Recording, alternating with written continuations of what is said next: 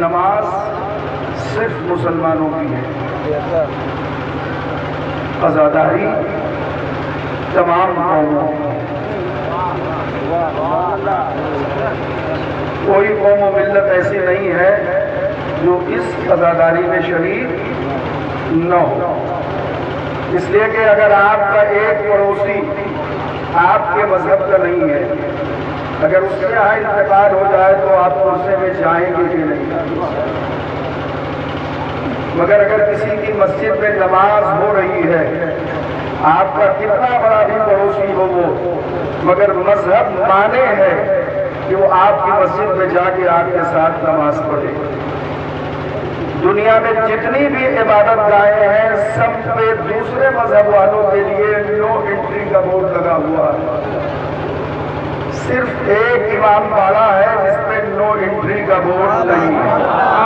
سبحان اللہ، صلوات پڑھے مل کے محمد اللہم صلی علی محمد وآل محمد۔ صرف ایک امام بارگاہ ہے جس پہ نو انٹری کا بورڈ نہیں لگا ہوا ہے کہ یہاں وہ نہیں آ سکتے، یہاں وہ نہیں آ سکتے، یہاں وہ نہیں آ سکتے۔ اب آپ پوچھیں گے کہ یہاں کون آ سکتا ہے؟ میں نے کہا جس کو یزیدیت سے نفرت ہو وہ یہاں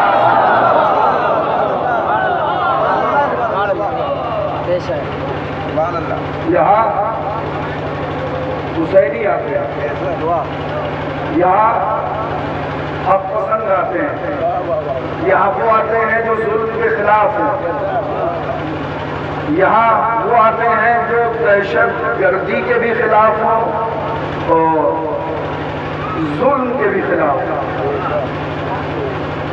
یہ عزاداری ٹھیک ہے جس میں ہم ماتم کرتے ہیں اور روتے ہیں، مگر یہ عزاداری ایک احتجاج ہے، ایک احتجاج ہے۔ اور امام حسین علیہ السلام کے جتنے پیغامات ہیں وہ کسی ایک ملت کے لیے نہیں ہیں، دنیا کی تمام ملتوں کے لیے ہیں۔ یہ تنگ نظری ہے اگر آپ کہیں کہ امام حسین علیہ السلام نے خالی مسلمانوں کو پیغام دیا ہے۔ نہ اللہ کا کوئی پیغام خالی مسلمانوں کے لیے ہے اس لیے کہ وہ رب العالمین ہے، نہ رسول کا کوئی پیغام خالی آپ کے لیے ہے اس لیے کہ وہ رحمت للعالمین ہے، نہ امیر المومنین کا کوئی پیغام خالی آپ کے لیے ہے اس لیے کہ وہ مولائے کائنات ہے۔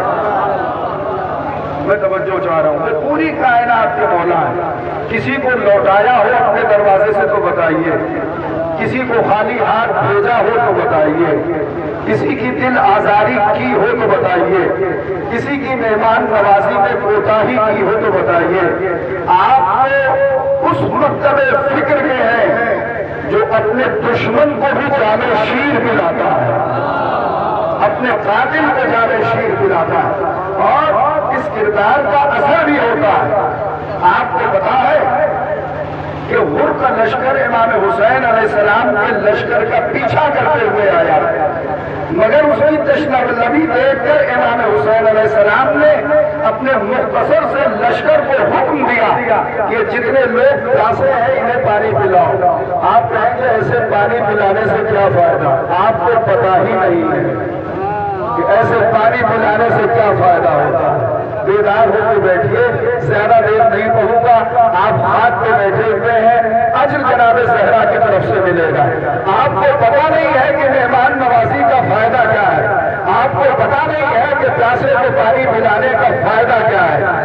جب حسین کسی کو پانی پلانے پیاس میں تو اس میں اتنی جرات پیدا ہو جاتی ہے کہ لاکھوں کے مجمع سے نکل حسین کے خیمے میں آیا۔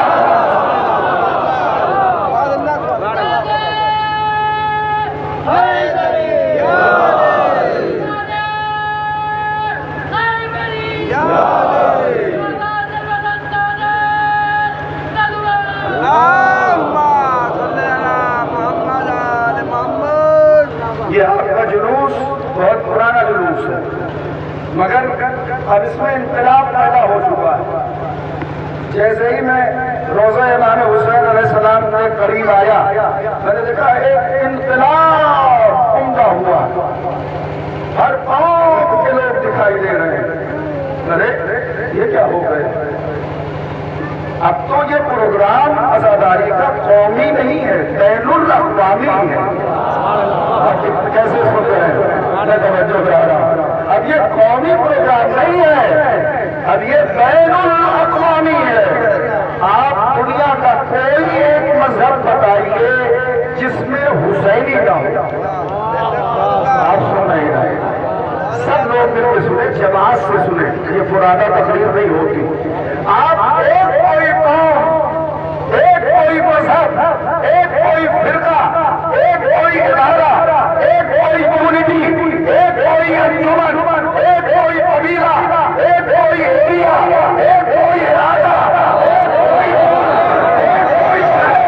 بتائیے جہاں کوئی حسینی نہ ہو اور سن رہے ہیں تو یہ فرقہ مکمل کر رہا ہوں، دنیا کے ہر گوشے میں آپ کو حسینی ملے گا، مگر یہ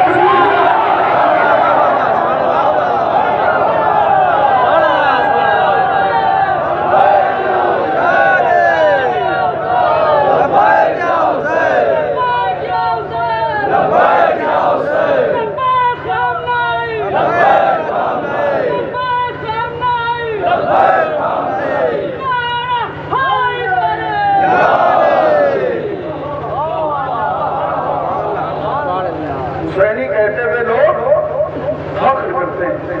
ہمارے ہندوستان کے کچھ ہندو شاعر ایسے گزرے ہیں جنہوں نے کہا ہے کہ میں ہندو تو ہوں مگر حسینی ہوں۔ پورے ہندوستان کے ہمارے ہندو بھائیوں کی بات کر رہا ہوں، آج تک ایک آدمی نے یہ نہیں کہا کہ میں یزیدی ہوں۔ میں توجہ چاہ رہا ہوں، ذرا سا غور فرمائیے، توجہ کیجیے گا، اور ایک فقرہ یہ بہت سیرتی سے سنیے گا۔ مجھے مسلمانوں میں بھی آج تک کوئی نہیں ملا کہ جو یہ کہے کہ میں یزیدی ہوں۔ آپ سوچ رہے ہوں کہ آپ کے نہیں ہیں، میں توجہ چاہ رہا ہوں، انصاف سے کہیے گا جو یزیدی ہے وہ مسلمان ہو ہی نہیں سکتا۔ چھوٹی چھوٹی کلپ آپ سنیے، موبائل پر رن کر رہی ہے، سوشل میڈیا پہ کتنی زیادہ وہ مخالفت یزید کی کر رہے ہیں، کتنی زیادہ یزید کی مخالفت کر رہے ہیں۔ یزید سے نفرت رکھنا علامت ہے حسینی ہونے کی۔ میں توجہ چاہ رہا ہوں، یزید سے نفرت کرنا اور بہت ضروری ہے۔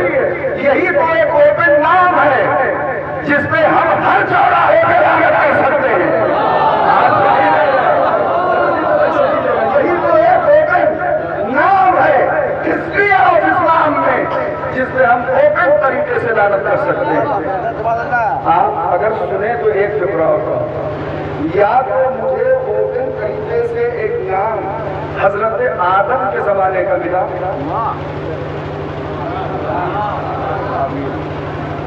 علماء کی طرف آپ نہ دیکھیے، وہ تو تائید کریں گے بعد میں ہمارے، آپ مجھے ایک اوپن نام حضرت آدم کی تاریخ کا ملا، ابلیس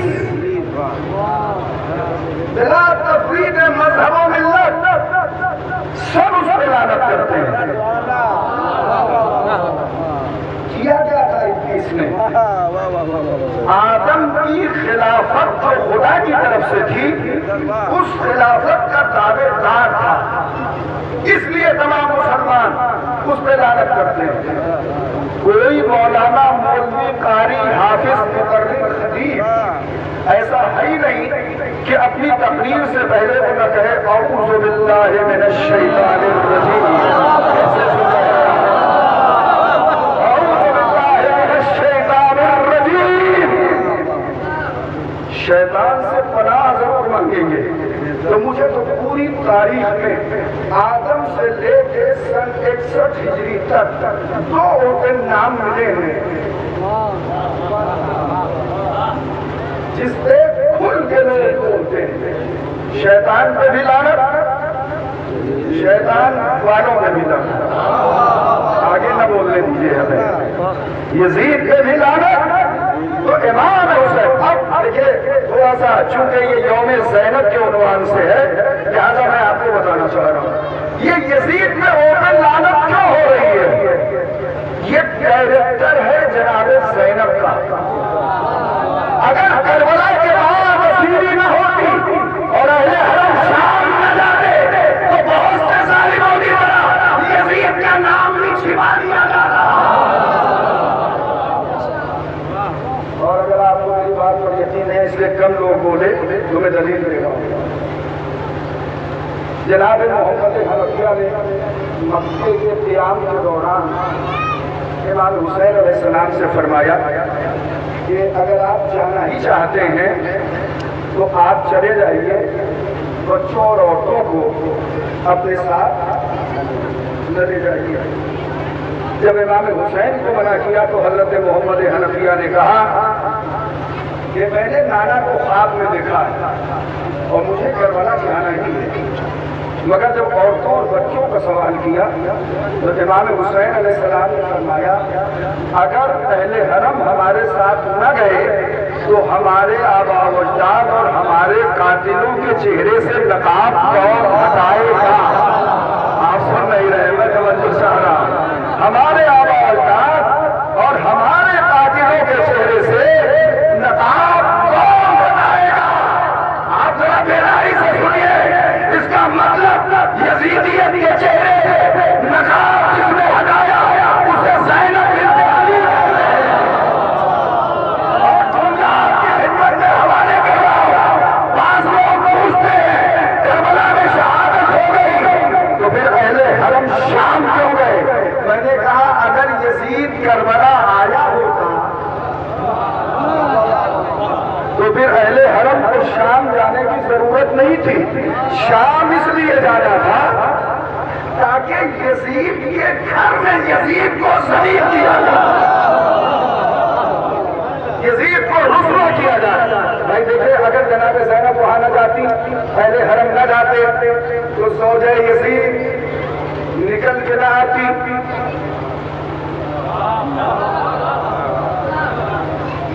ٹھیک ہے جیسے جی چاہے بولے، منطق فلسفہ تو پڑھ رہا ہوں، وہی پڑھ رہا ہوں جو آپ کے لیے مرغوب ہے۔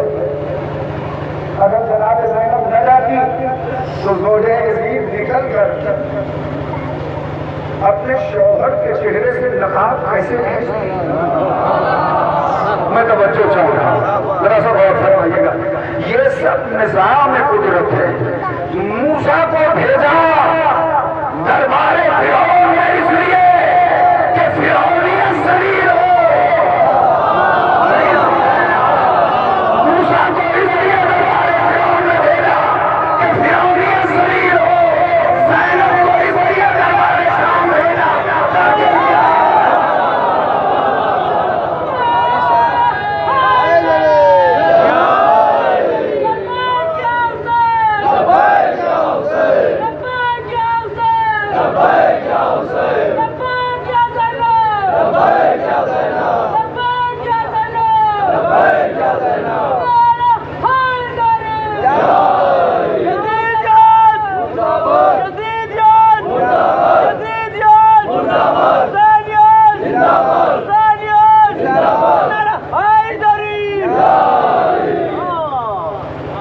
اسی کے گھر میں جا کے یزیدیت کو ذلیل کر دیا۔ وہ کام جناب زینب کے مجھے نہیں بھولتے۔